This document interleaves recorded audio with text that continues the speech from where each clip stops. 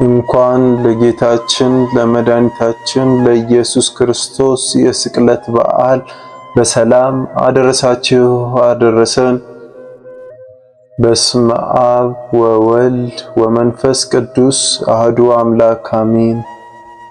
አንድ አምላክ በሚሆን በአብ በወልድ በመንፈስ ቅዱስ ስም እናምናለን። ዛሬም ዘወትርም ለዘላለሙ አሜን። ሰሙነ ሕማማት ጌታችን መድኃኒታችን ኢየሱስ ክርስቶስ የሰውን ልጅ ከዲያብሎስ ባርነት ነፃ ለማውጣት በፈቃዱ የተቀበለውን የጽዋው መከራዎቹ የሚታሰቡበት ሳምንት ነው።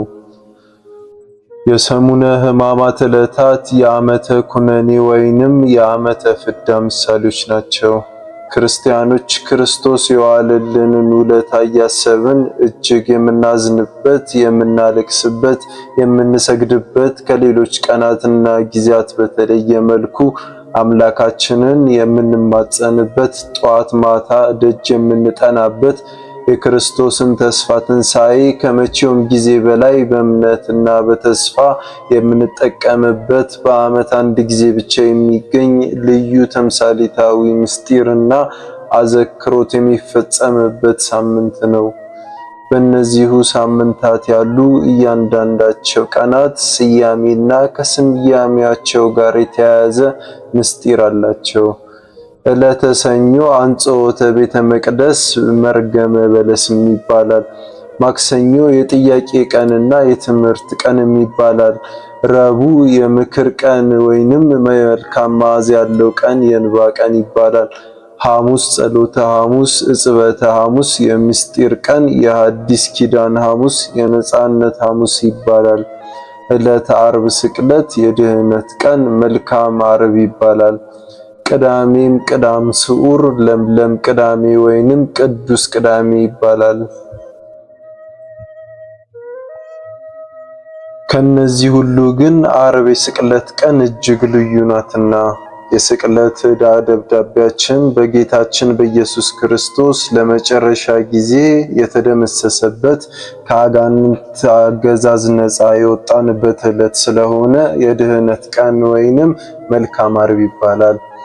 ጌታችን ከተያዘባት ሰዓት አንስቶ አይሁድ ከቀያፋ ወደ ሐና ከሐና ወደ ቀያፋ ሲያመላልሱት አደሩ። ሲነጋ ከቀያፋ ወደ ጲላጦስ አደባባይ አስረው ወሰዱት። ይህንም አጥፍቷል የሚሉት ነገር ሳይኖር ጌታችንን ለፍርድ ያቀረቡት አይሁድ ጲላጦስ እነርሱ ወደ ተሰበሰቡባት ቦታ ወጥቶ ይህን ሰው ወደ እኔ ያመጣችሁት በምን በደል ነው ሲል ጠየቃቸው። ያን ጊዜ በቂ ምላሽ አላቀረቡም። በግብረ ሕማማት የማይሞት መለኮት ስለኛ የሞትን ጽዋ ተቀብሎ በሰውነቱ ሞተ፣ ወዮ ለዚህ አንክሮ ይገባል እንደተባለ ስለኛ በፈቃዱ ይሞት ዘንድ ፈቃዱ ነበርና በአይሁድ ጭካኔ ምክንያት ሞት ተፈረደበት። ይህ የስቅለቱ ዕለቱ ሙሉ ምስጢሩ እንዲሁ ሥርዓቱን በግብረ ሕማማቱ በስፋትና በጥልቀት እንደሰፈረው ነው። እንዲሁም የስቅለት ቀን የሚከተሉት ነገሮች ተከናውነዋል።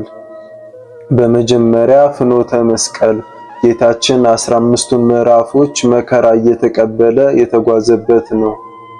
ጌታ በጲላጦስ ፊት ከቆመባት ቦታ ጀምሮ እስከ መካነ ትንሣኤው ድረስ በዕለተ ዓርብ የሆነውን 15 የመከራ መስቀል መንገድ ምዕራፎች ፍኖተ መስቀል አሉ። እነዚሁ የጲላጦስ አደባባይ ለፍርድ የቆመበት የተገረፈበት በመጀመሪያ የወደቀበት ቦታ፣ እመቤታችን እያለቀሰች ልጇን ያገኘችበት ቦታ፣ ቀሪናዊው ስምዖን የጌታን መስቀል የተሸከመበት ቦታ፣ ቤሮና እንዲሁም ሰራጲጣ በመሐረብ ጌታችን ፊት የጠረገችበት ቦታ፣ የጎለጎታ መቃረቢያና የጌታችንን ስቃይ ሴቶች አይተው ያለቀሱበት ቦታ፣ መስቀል ይዞ የወደቀበት ልብሱን የገፈፉበት ጌታችን የተቸነከሩበት የተሰቀለበት ቦታ፣ ቅዱስ ሥጋውን ያወረዱበት ቦታ፣ ቅዱስ ሥጋውን የገነዙበት ቦታ፣ ቅዱስ ሥጋው የተቀበረችበት ቦታ ናቸው። እነዚህም ምዕራፎች የጌታችን መከራውንና የማዳኑን ሥራ እንዲሁ ሲያሳስቡበት ይኖራሉ።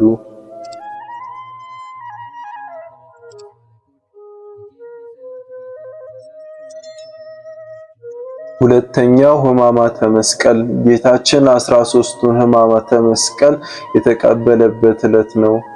ዕለተ ዓርብ መድኃኒታችን ኢየሱስ ክርስቶስ ስለ መተላለፋችን የቆሰለበት፣ ስለ በደላችን የደቀቀበት፣ ስለ ኃጢአታችን ሁሉ ራሱን መስዋዕት ያረገበት፣ በእርሱ ቁስል እኛ የተፈወስንበት፣ በሞቱም የሞትን ስልጣን የሻረበት ዕለት ነው። የሕይወት ባለቤት የሕያዋን ሁሉ አምላክ በፈቃዱ በሥጋ ሞቷልና የሞትን ስልጣን አጠፋልን። ይህ ዕለት 13 ሕማማተ መስቀል የተቀበለበት ዕለት ነው። እኛም እነዚህን እያሰብን የምንሰግድበት፣ የተደረገልንን ቤዛነታችንን እያደነቅን ፍቅራችንን አምልኮታችንን የምንገልጥበት ዕለት ነው። የበረቱ ቅዱሳን ሙሉ ሕይወታቸውን፣ ትዳራቸውን፣ ደስታቸውን ትተው ዕለት ዕለት የሚያስቡትን መከራ መስቀል ኦርቶዶክሳዊ ቤተክርስቲያናችንም በየዕለቱ የምታስበውን የምታዘክረውን መከራ መስቀል እኛ ደካሞች ደግሞ ቢያንስ ለአንድ ሳምንት በልዩ ሁኔታ የምናስብበት ልዩ ወቅት ነው። በዚህ ልዩ ወቅት ስለ በደላችን እያነባን መድኃኒት የሆነልንን የክርስቶስን 13ቱን ሕማማተ መስቀል እናስባለን። እነዚህም 13ቱ ሕማማተ መስቀል የሚባሉት አሰሮተ ድሪት ወይንም ወደ ኋላ መታሰር፣ ገመድ መሳብ፣ በምድር ላይ መውደቅ፣ በእግር አይሁድ መረገጥ፣ ከምሰሶ ጋር መላተም፣ በጥፊ መመታት፣ ጀርባን በጅራፍ መገረፍ፣ ራስን በዱላ መመታት፣ የሾህ አክሊል መድፋት፣ መስቀል መሸከም፣ ሳዶር፣ አደላዶር፣ ዳናት፣ ሮዳስና አዴራ በተባሉ ችንካሮች መቸንከር፣ በመስቀል ላይ መሰቀል፣ መራራ ሐሞትን መጠጣት ናቸው። በስቅለት ዕለት ለኛ ሲል እነዚህን ሕማማተ መስቀል መቀበሉን እያሰብን የአምልኮ ስግደት እንሰግድለታለን።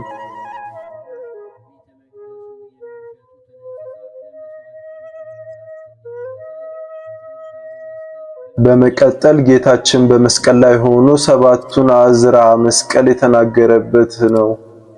ይህ ዕለት ጌታችን በመስቀል ላይ ሆኖ ሰባቱን የፍቅር ቃላት የተናገረበት ዕለት ነው። እነዚህም ቃላት የራሳቸው ጥልቅ ምስጢር ያላቸው ሲሆን የማዳኑም ሥራ አካል ናቸው።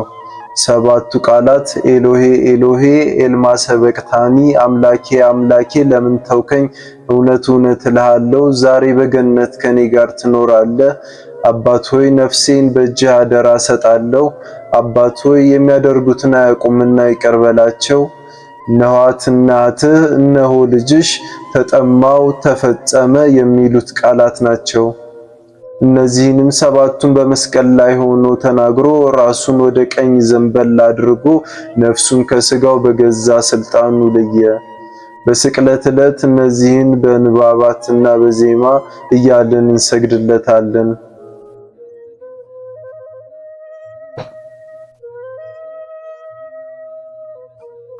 የስቅለት ታምራት በሰማይና በምድር ሰባት ታምር የተከናወኑበት ነው።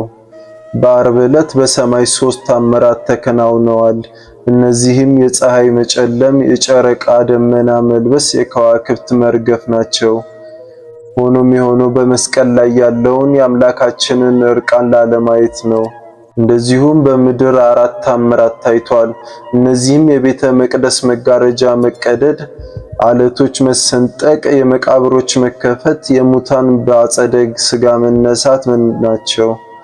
እነዚህ ታምራት በመስቀል ላይ የተሰቀለው ወልደ እግዚአብሔር መሆኑን ለሰው ልጅ ያረጋገጡ ምልክቶች ነበሩ። እነዚህን ታምራት አይተው በጌታችን ያመኑ ነበሩ። ከሰቃዮቹም ወገን የሆኑ እሱ እንኳን በትህትናው በታምራቱም ተማርከው አምነው ምስክሮቹ ሰማዕታት ሆነዋልና።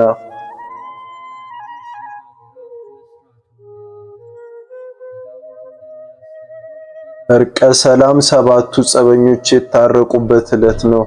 በዚህ ዕለት 7 ጸበኞች ታረቁ፣ ተስማሙ። እነዚህም ሰውና እግዚአብሔር፣ ሰውና መላእክት፣ ነፍስና ሥጋ ናቸው።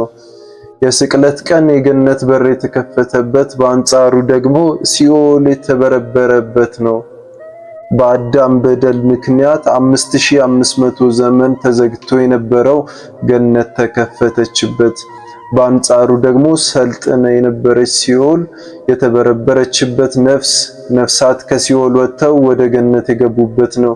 የስቅለት ዕለት የገነት መዘጋት ያበቃበት፣ የሲኦል መሰልጠን ያከተመበት፣ ቅዱስ ጳውሎስ ጥልን በመስቀሉ ገደለ ሲል የገለጸው በእነዚህም መካከል የነበረውን ጥል ማብቃቱንና ፍጹም ሰላም መስፈኑን ያሳያል።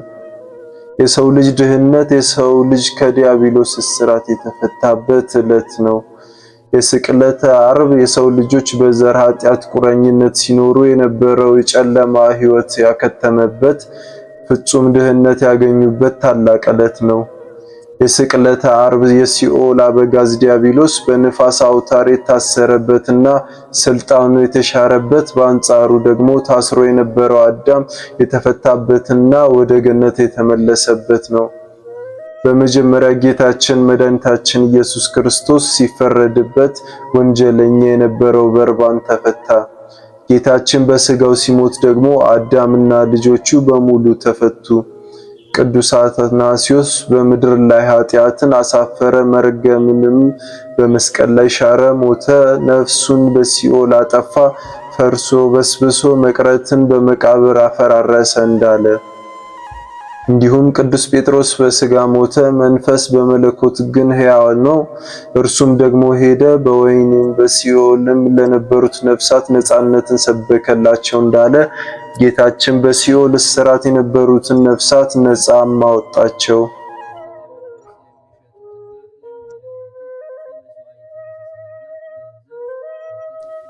የምንጠቀምበት ማየገቡ የምንድንበት ስጋውና ደሙ እንዲሁም የምንታማልደን እናት የተሰጠበት ነው።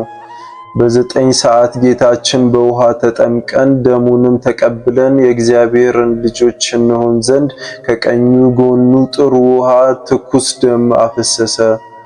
ዕለተ ዓርብ ተጠምቀን ድህነት የምናገኝበት ውሃ ከጎኑ የፈሰሰበት የዘላለም ሕይወት የምናገኝበት ቅዱስ ስጋውንና ክቡር ደሙንም ያገኘንበት ዕለት ነው። እንዲሁ በነገው ዕለት ስለ ዓለም የሚቆረሰው ስጋዬ የሚፈሰው ደሜ ነው እንዳለ ቤተክርስቲያን የተዋጀችው በዚሁ በዕለተ ዓርብ በፈሰሰ ደሙ ነው። በዚህ ዕለትም አርማችን መስቀልም ማኅተማችን ደሙ ሕይወታችንም ሆኗልና ስጋውና ደሙን በመስቀል ላይ አግኝተናልና ከመስቀሉ ስርም ድንግል ማርያም በዮሐንስ አማካኝነት እናት እንድትሆነን እኛም ልጅ እንድንሆን የተሰቀለበት ቀን ነው። እናቱ እናት እንድትሆነን በይፋ የተቀበልንበት ቀን ነው። እነኋት እናትህ እነሆ ልጅሽ ብሎ ሰጠን። ርኅሪት እናት ከመስቀል ስር በዕለተ ዓርብ አግኝተናል። በጲላጦስ ዘመን ጌታችን መድኃኒታችን ኢየሱስ ክርስቶስ ለሰው ልጅ በገባለት ቃል ኪዳን መሰረት ትንቢቱ ይፈጸም ዘንድ መከራን ተቀበለ። ጲላጦስ በ3 ሰዓት ይሰቀል ዘንድ እንዲሁም ሲፈርድበትም መስቀሉንም ተሸክሞ በዕብራይስጥ ጎልጎታ ወደ ተባለው ቀራንዮ ወደሚባል ቦታ ወጣ። የራስ ቅሉ ስፍራ ቀራንዮ ጎልጎታ አዳም አጽም የተቀበረበት ቦታ ነው። በዚያም የአዳም መቃብር የሆነች ዋሻም አለች። የመስቀሉንም እንጨት በዚያ በምድር መካከል አይሁዶች ተከሉት። የአዳም አጽም ቀድሞ ከአዳም ትውልዶች ሲተላለፍ ከኖህ ደርሷልና ኖህም ወደ መርከብ እንደ ታቦት አስገብቶ በኋላ መልከ ጼዴቅ ቀብሮታል። ጌታችንም ከአዳም የራስ ቅል በላይም እንዲሁም ሊያድነው መስቀል ተሸክሞ ተንገላታ። አይሁድም የቀራንዮ ዳገት እየገረፉ ወደ ጫፍም አደረሱት። ሁለቱም እንጨቶች አመሳቅለው አይኖቹ እያዩ እግሮቹና እጆቹን ቸነከሩት። በዕለተ ዓርብ ቀትር 6 ሰዓት ላይም እንዲሁ ተሰቀለ።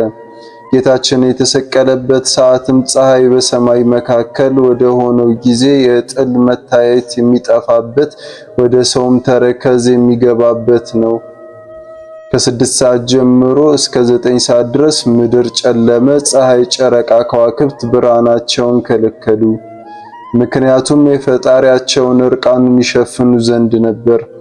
ቀትር በሆነ ጊዜ ፀሐይ ጨለመ፣ ምድርም ሁሉ እስከ 9 ሰዓት ድረስ ጨለማ ሆነ ተብሎ እንደተጻፈ።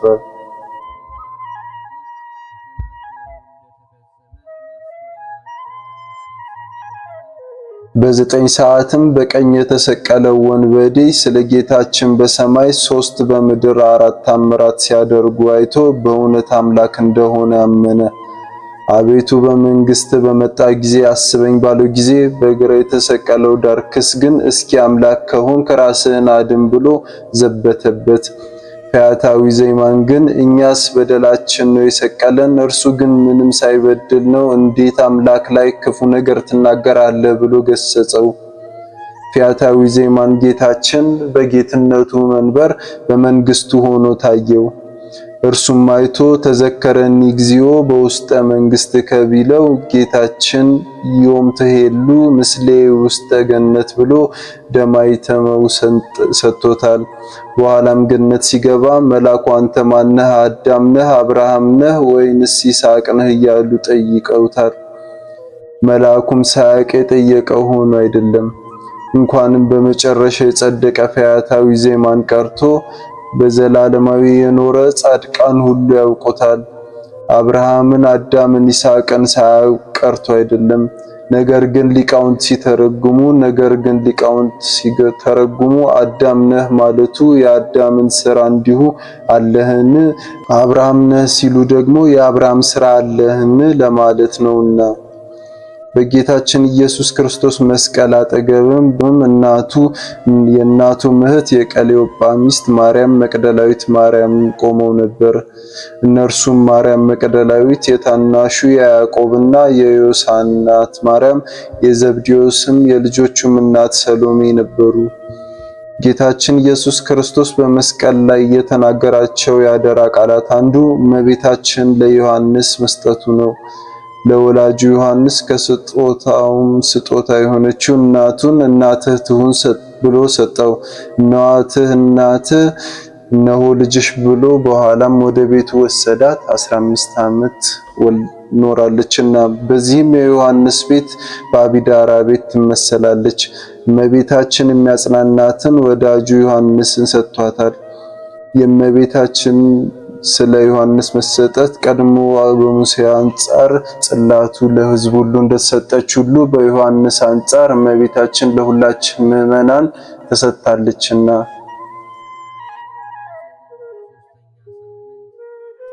9 ሰዓት በሆነ ጊዜ ጌታችን ኢየሱስ ክርስቶስ ኤሎሄ ኤሎሄ ላማ ሰበቅታኒ አምላኬ አምላኬ ለምን ተውከኝ ብሎ በታላቅ ቃል ተናገረ። በዚያም ቆመው የነበሩ አምላኬ አምላኬ ለምን ተውከኝ የሚል ድምጽ የሰሙ ኤልያስን ሁሉ ይጠራል እያሉ አሙት። ክህደቱንም ሁሉ ተናገሩ። ያን ጊዜ አንድ ወታደር ሮጦ ሆምጣጤ የሞላበት ዕቃ ተቀምጦ ነበርና እሰፍ ግን መልቶ በሂሶጵም አድርጎ በአፉ ውስጥ ጨመረው። በመስቀል ላይም ሳለ ጌታችን ኢየሱስ ክርስቶስ ታላቅ ድምጽ ሁሉ አሰምቶ ተፈጸመ አለ። ቅዱስ ነፍሱንም ከስጋው በፈቃዱ ለየ። አይሁድም እኚህ ሰዎች እንደተሰቀሉ አይደሩ፣ ምክንያቱም ቀጣዩ ቀን ሰንበት ነውና ጭናቸውን ሰብረው ያወርዷቸው ዘንድ ጲላጦስን ጠየቁ። እርሱም ፈቀደላቸው። የሁለቱ ወንበዴዎች ፈያታዊ ዜማንና ፈያታዊ ዘጸምጋ አብረው አወረዷቸው። ከጌታችን ዘንድ ሲቀርቡ ፈጽሞ ሞቶ አገኙት። በዚያም ጭኑን ሁሉ ሳይሰብሩ እንዲሁ ቀሩ። ሌላ ግን የተመሰለ ምሳሌ ሲያገኝ ነው። የፋሲካ በግ አጥንቱ ከእርሱ ጋር አትስበሩ የተባለው አሁን ተፈጸመ። ከጭኖቻቸውም እንደዚሁ አንዱ ቀኝ ጎኑን በጦር ወጋው። እንዲሁም ከወታደሮቹ አንዱ የሆነው ለንጊኖስ የጌታችን ጎኑን ቢወጋው ትኩስ ደምና ቀዝቃዛ ውሃ ፈሰሰው። ለንጊኖስ ጥንተ ታሪኩ አንድ አይኑ የጠፋ ሲሆን ጌታችን በተሰቀለበት ጊዜ ጫካ ሸሽቶ ርቆ ነበርና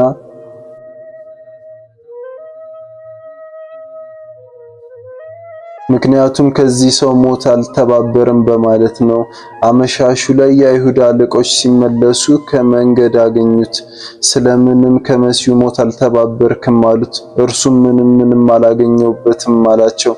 ከዚህም በኋላ እንደ ሕጋቸው እንደሚቀጡት ቢነግሩትም እየሮጠ ሄዶ የጌታችን ጎኑን ሲወጋው ደሙ በፈሰሰ ጊዜ ያን ጊዜ አይኑ በራለት።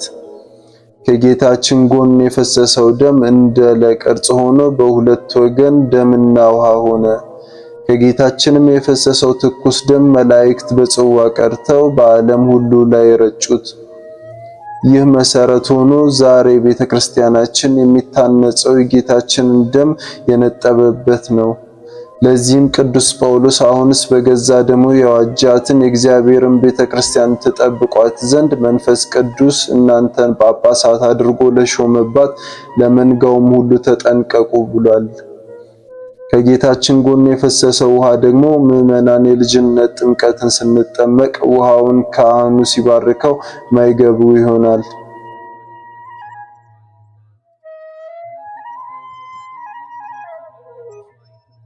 ቅዳሜ ከቅዳሙ በተለየ መልኩ የጌታችን መከራ በማሰብ በጾም ታስባ ስለምትውል የተሻረ ቅዳሜ ትባላለች።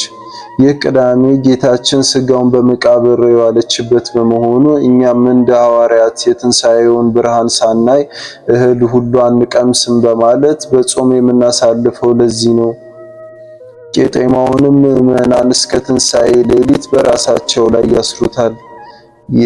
የቄጤማው አመጣጥና ምስጢሩ ከአባታችን ኖህ ታሪክ ጋር የተያያዘ ነው።